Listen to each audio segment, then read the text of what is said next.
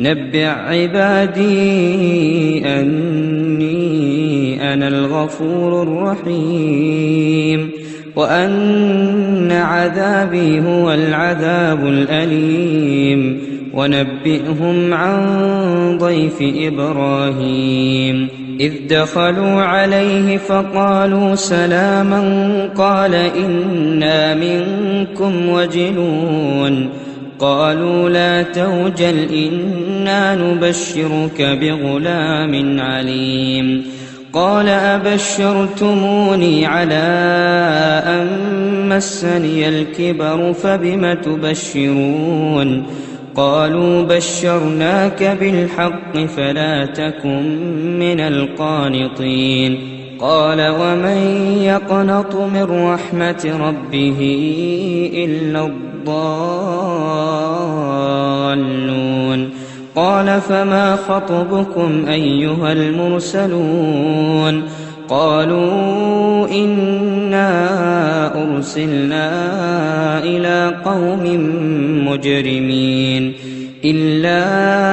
آل لوط إنا لمنجوهم أجمعين إلا امرأته قدرنا إنها لمن الغابرين فلما جاء آل لوط المرسلون قال إنكم قوم منكرون قالوا بل جئناك بما كانوا فيه يمترون وأتيناك بالحق وإنا لصادقون فأسر بأهلك بقطع من الليل واتبع أدبارهم ولا يلتفت منكم أحد وامضوا حيث تؤمرون وقضينا إليه ذلك الأمر أن دابر هؤلاء مقطوع مصبحين وجاء أهل المدينة يستبشرون قال إن هؤلاء ضيفي فلا تفضحون واتقوا الله ولا تخزون قالوا أولم ننهك عن العالمين قال هؤلاء بناتي إن كنتم فاعلين لعمرك إنهم لفي سكرتهم يعمهون فأخذتهم الصيحة مشرقين فجعلنا عاليها سافلها وأمطرنا عليهم حجارة من سجيل إن في ذلك لآيات للمتوسمين وإنها لبسبيل مقيم إن في ذلك لآية للمؤمنين وإن كان أصحاب الأيكة لظالمين فانتقمنا منهم وإنهما لبإمام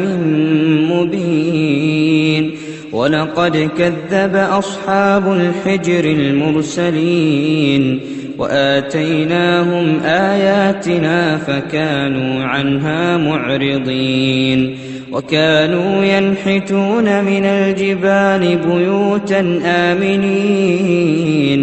فأخذتهم الصيحة مصبحين فما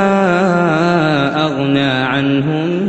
ما كانوا يكسبون وما خلقنا السماوات والأرض وما بينهما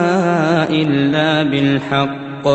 وإن الساعة لآتية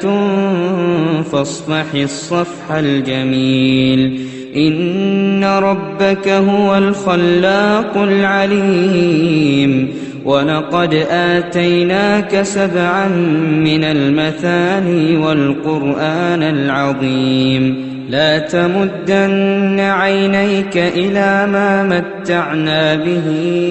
أزواجا منهم ولا تحزن عليهم واخفض جناحك للمؤمنين وقل إني أنا النذير المبين كما أنزلنا على المقتسمين الذين جعلوا القرآن عضين فوربك لنسألنهم أجمعين عما كانوا يعملون فاصدع بما تؤمر وأعرض عن المشركين إنا كفيناك المستهزئين الذين يجعلون مع الله إلها آخر فسوف يعلمون